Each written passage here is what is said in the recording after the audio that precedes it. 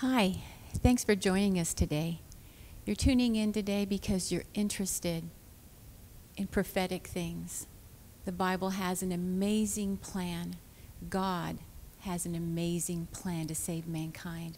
Part of understanding Daniel and Revelation is understanding the Jubilee calendar. And today we have a wonderful presentation that is going to help you have more clarity on this difficult subject.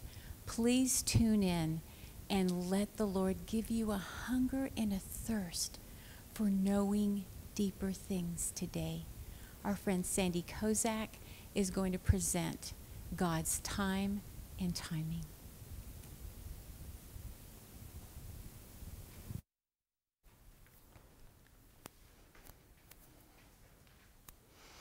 Good morning.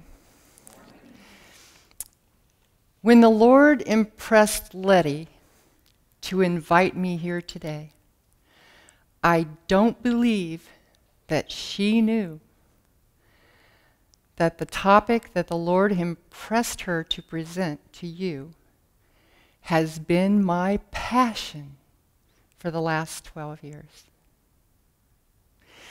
That box of VHS tapes to study when I ran across the Jubilee calendar, I became obsessed. This cannot be.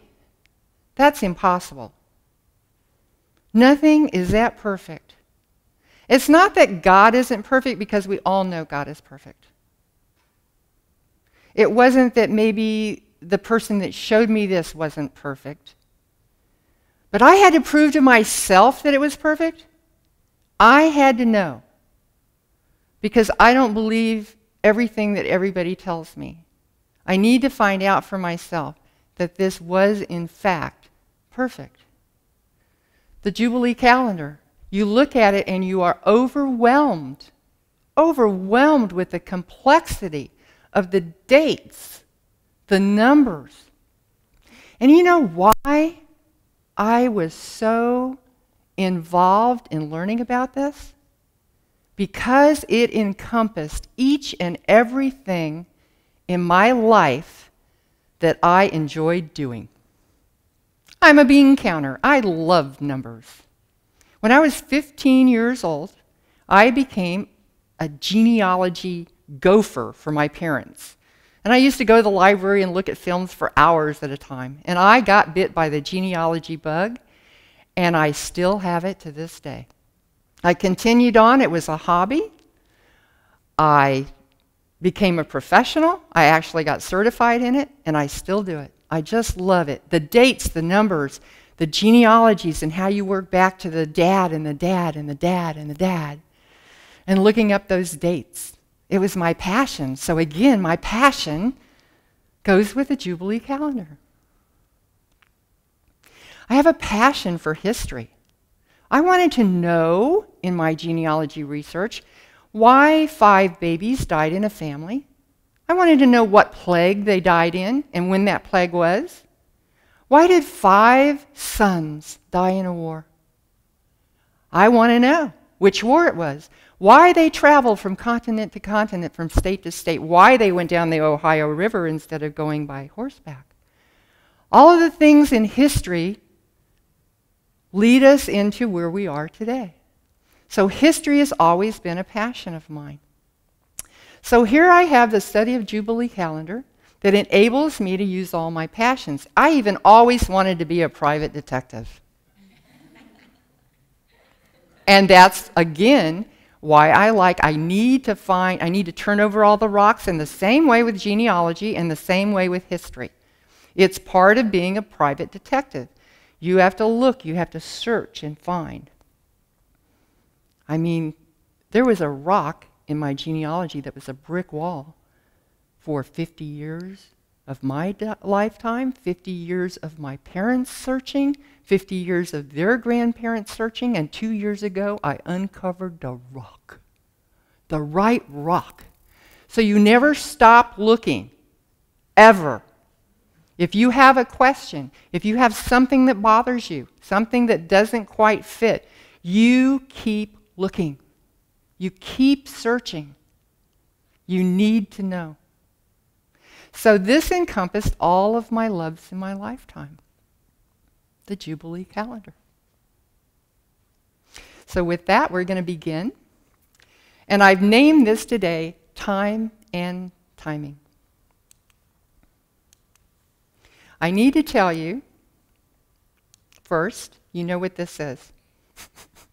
I'm sure you've already turned off your cell phones.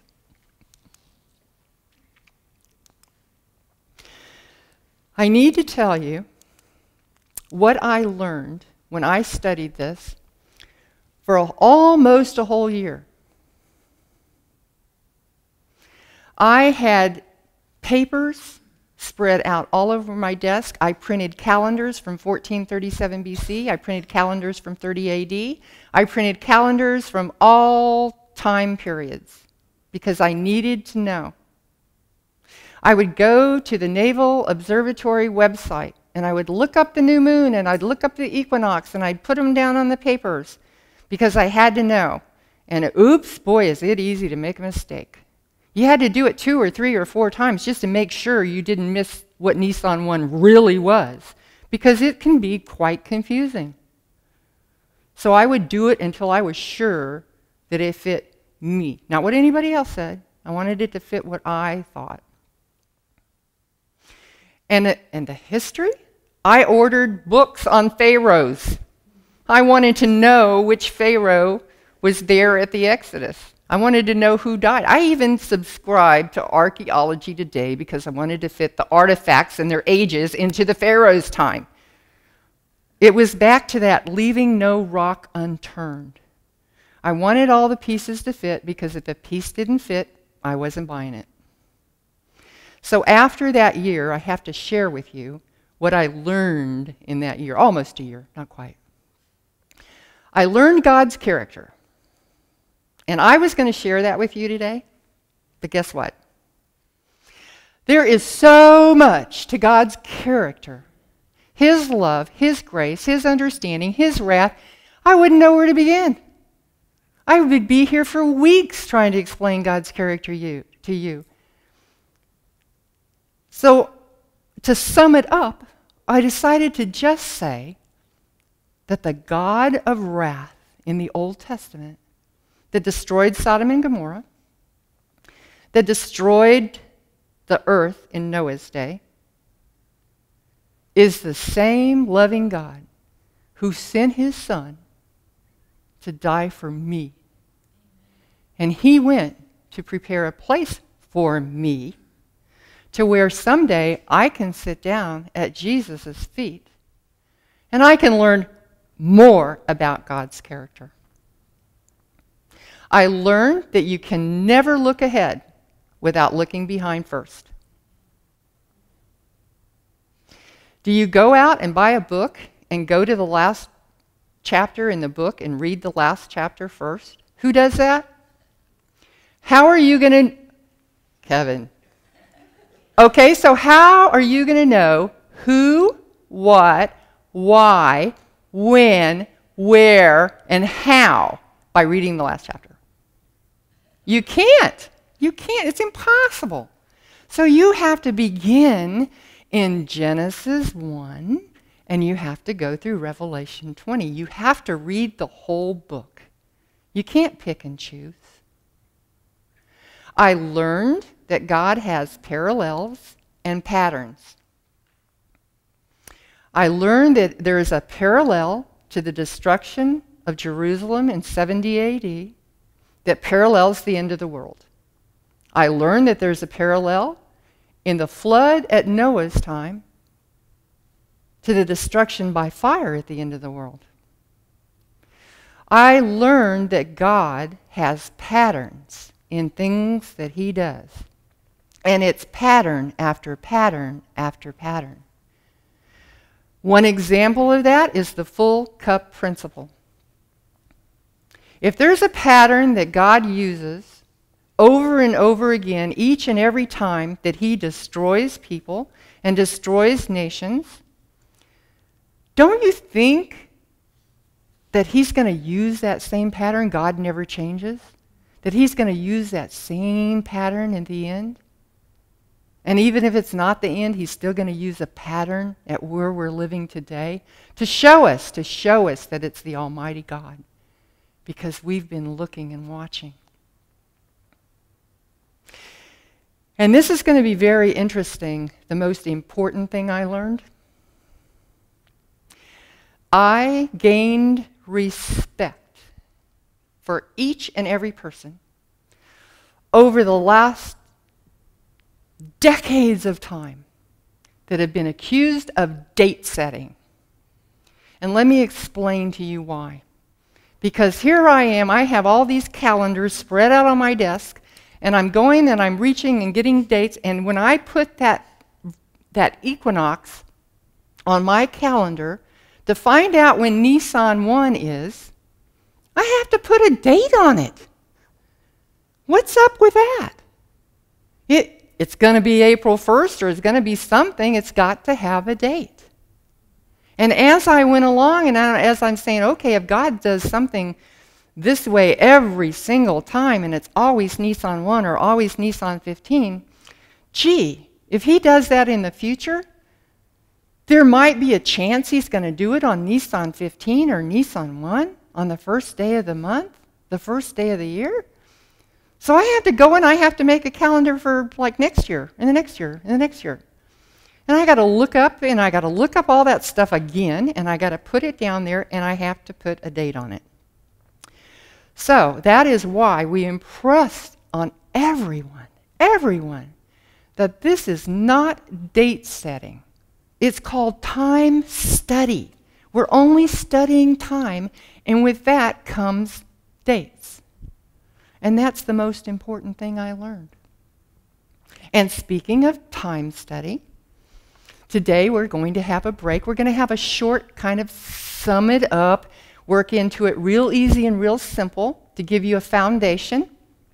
Then we're going to break, and we're going to come back, and we're going to do the larger part that's going to explain a lot that you saw in the first. And then we're going to have a break for potluck. And then after potluck, we're going to come back and have questions and answers. And at that time, you all will receive a book called Great Clocks from God. Each and every one will get one. You will also receive a little book that I wrote called Time is Short. And this is the 7 biblical reasons why these are the final days on earth. And you're also going to be getting your own little personal calendar of the Jubilee calendar.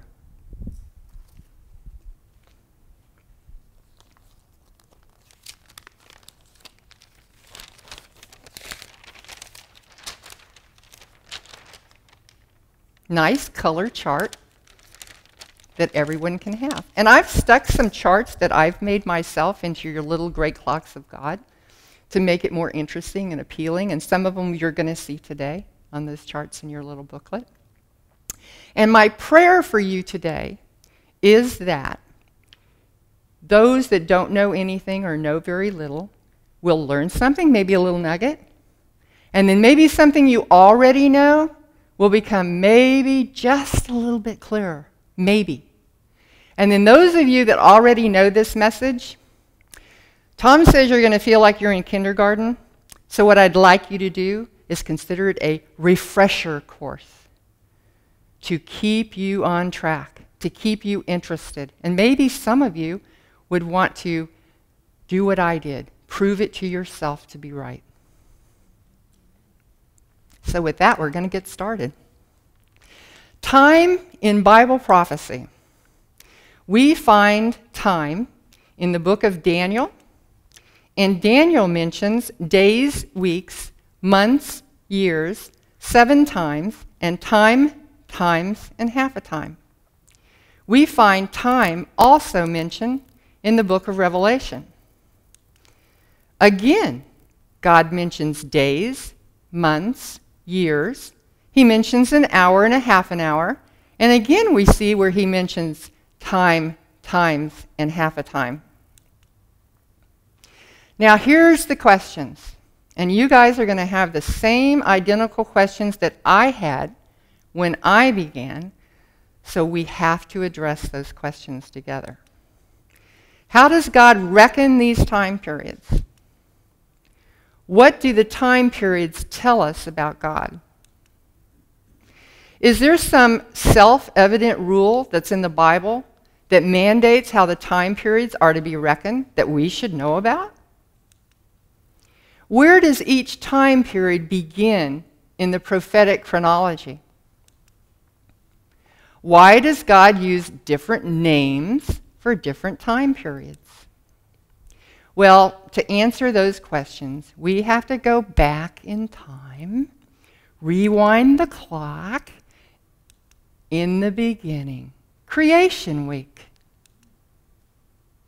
During Creation Week, God created the earth. He set in motion 4 great clocks and 4 seasons that would enable man to measure the passage of time. And that passage of time is unique and exclusive to only the earth.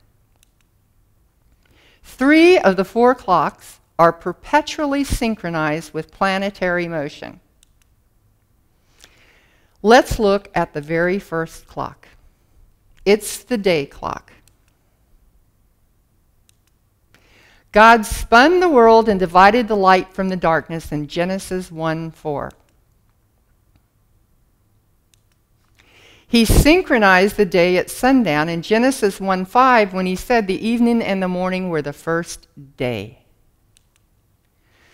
God perpetually reset each day at sundown in the next 7 verses when he repeated the evening and the morning were the 3rd day, the evening and the morning were the 4th day. 2,500 years later in Leviticus, God confirmed the day at sundown when he said, "From even unto even shall ye celebrate your Sabbaths." Now let's look at the month clock. Pick a month. The month clock is determined by the new moon conjunction. This is a dark moon. This is when the earth is in between the moon and the sun, and the shadow is cast so that you cannot see the moon. A month is 29 days, 12 hours, 44 minutes, and 3 seconds. If an error ever occurred in calculating a new moon, it's always corrected the following month. Meaning, if it's cloudy and overcast and you just are a few hours too late or a few hours afterwards, all you have to do is the next month, you'll say, oops, there's a piece of the crescent, I have to wait 6 hours. So each and every month, it's going to perpetually reset itself so that you can make no mistakes. Now, calculating a new month by the sighting of the crescent was a Babylonian tradition that's still observed today by Jews and Muslims. That is not the way God reckons his new month, and we're going to see the proof of that later. Next, God created the year clock. The solar year is 365 days, 5 hours, 48 minutes, and 46 seconds. It's determined by the sun and how long it takes the earth to make one complete rotation around the sun. Now, God's year can be as few as 355 days to as many as 384 days. The reason for that is if a year has 12 new moons in it, you multiply 12 times 29 and a half, and you get the 355 days. But if a year happens to have 13 new moons occur, which it does, you multiply that times 29 and a half days, and you'll have 384 days. So God's year is 300, it can be anywhere in between. And God also begins a new year on the first new moon on or after the spring equinox. That is important for a number of reasons. If you begin your spring, your first day of spring, after the spring equinox, you run the risk of having the barley not ripe for Passover. People back then, their whole livelihood was raising cattle and raising crops and surviving off of their crops. They could take no chances on having their crops not ripe at the right time, for not having first fruits at the right time. It was very important.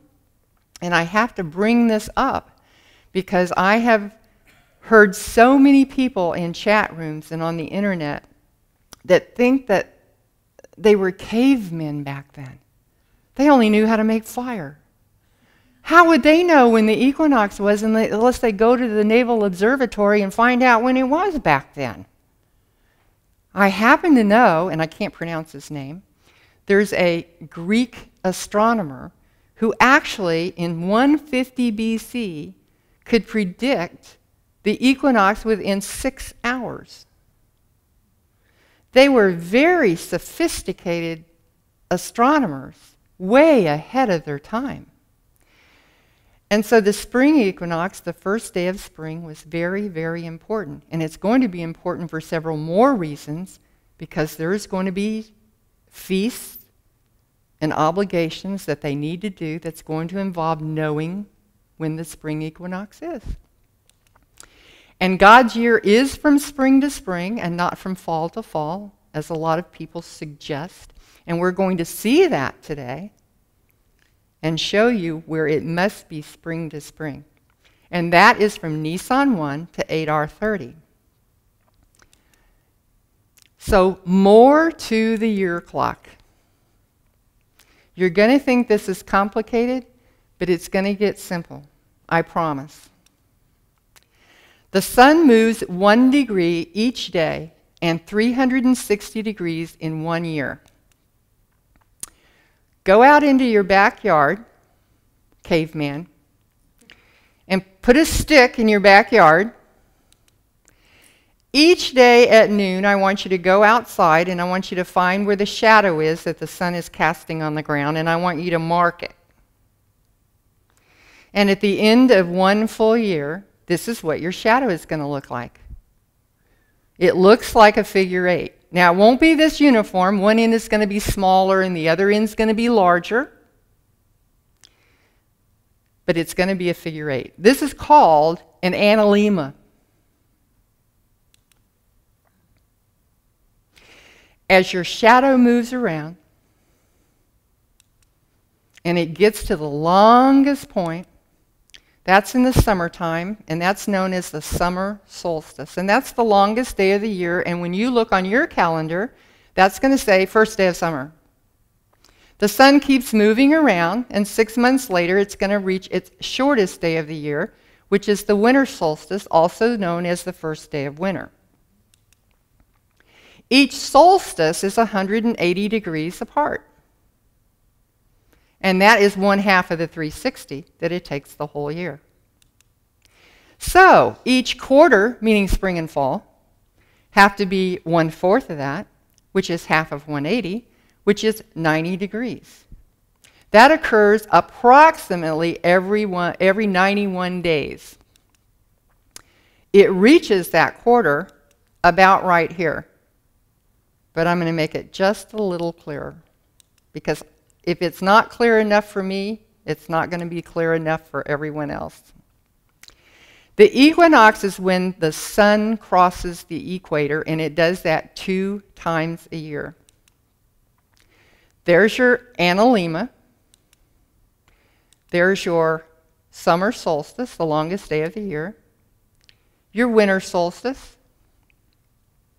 And we're going to work our way around to each quarter that's 90 degrees. And that winter solstice moves, and then when it reaches that 90 degrees, in about 91 days, that now becomes the first quarter, which is spring. It keeps moving around till the longest day of the year, keeps moving back again, and now it comes back again to the equinox, and that is the fall. That's called the vernal equinox. And then it keeps moving back to the beginning, and that's where you get your 4 seasons and your 4 quarters.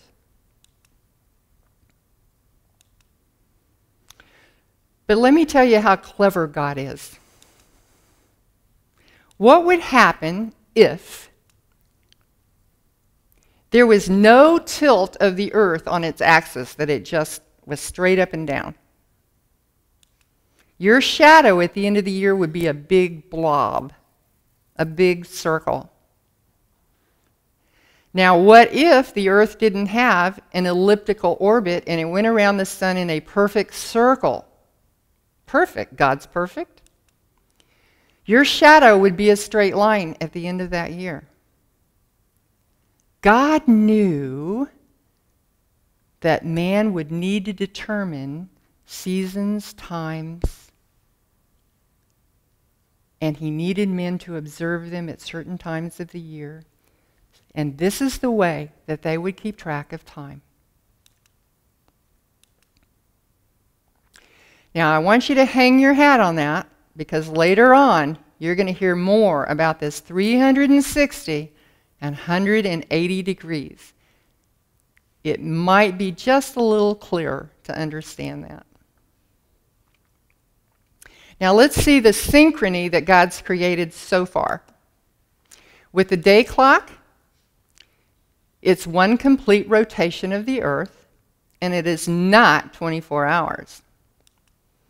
It is the new moon conjunction, and it is not 30 days. The year is determined by the sun and how long it takes the earth to revolve one complete revolution, and it's not 365 days. So 3 clocks and 4 seasons are all synchronized with the motion of the planets. But there's another clock at creation. Does anyone know what that is? In Genesis 1:14 on day 4, remember that God said, "Let there be lights in the firmament of the heavens, and let them be for signs and for seasons and for days and for years." God confirmed this on day 4. So God is perfect. A day is not 24 hours, because if a day was 24 hours, then in 6 months, noon would be midnight. God's day restarts at sunset. A month is not 30 days in length, because if a month had 30 days, it would move ahead of lunar months by 10 days each year. Well, God's month resets each conjunction. A year is not 365 days long, because if a year had 365 days, it would fall behind the sun 1/4 day each year. God's year resets every 19 years. If you want to see that study, I can show you during Q&A. It resets every 19 years. We don't have enough time to go into that.